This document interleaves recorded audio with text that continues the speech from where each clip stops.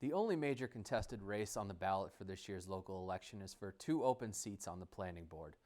These seats have been vacated by the current chair, Bill Gaffney, and longtime board member Ernie Covino. 3 candidates are vying for their seats. They are Jeremy Harrington, Jack Kelly, and Gregory Ryan. The candidates took place in a debate right here in the BCAT studio earlier this week.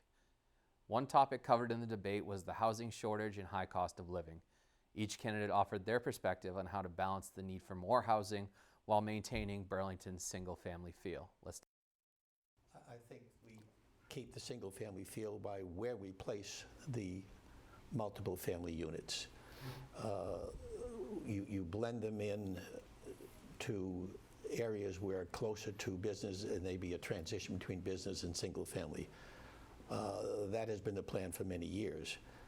The state has thrown a little wrench in that with the alternative dwelling units, and they're forcing the community to change its zoning, which is a little difficult, and it's a transition we have to work with.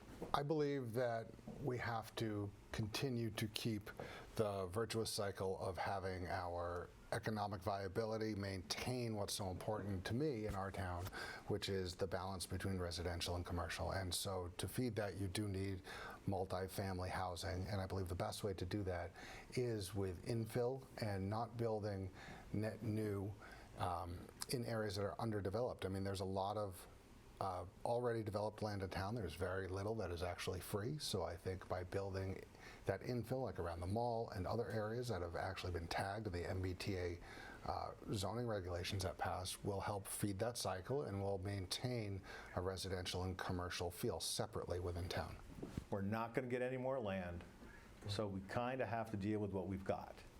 We currently have most 90% or so of our industry is located along Mall Road, Middlesex Turnpike, Blanchard Road, and the south end of Cambridge Street.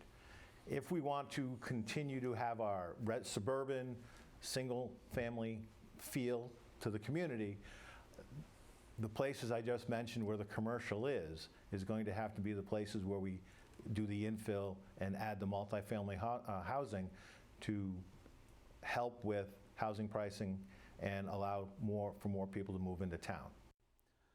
On a related note, the approval of the rezoning of the Mall Road area into a mixed-use innovation district was recently approved at town meeting, and the candidates each offered their perspective on the planning board's role in this development. I think in the planning board, those were guidelines. All the buildings still have to come by us, and all the designs that fit this master plan to make sure that we're adhering to it and we're keeping a lot of the feel of what we have as a town.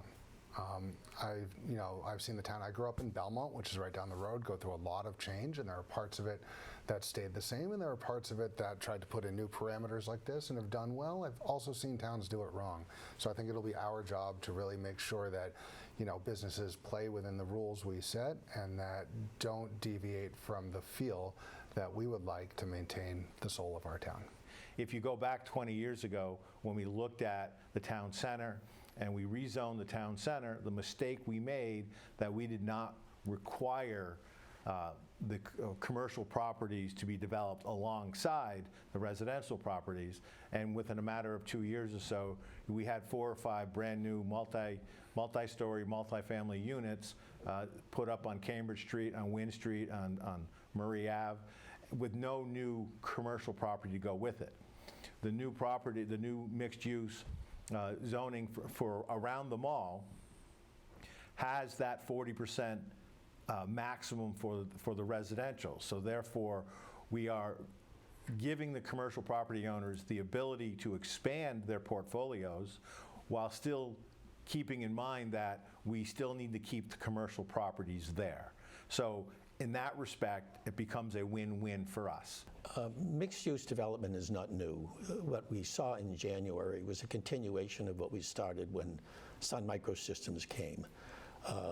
We used the planned development district or planned unit development back then. Prior to that, we just had 4 districts: office, single-family residence, commercial, and retail. The idea of a mixed-use development and a campus-style development was what we wanted for that section of Middlesex Turnpike where Sun Microsystems came in. You can watch the full debate in its entirety on our website now, and stay tuned for more election coverage leading up to Saturday, April 5th. Until next time, this is Chris Flaherty for the BNews Election Center.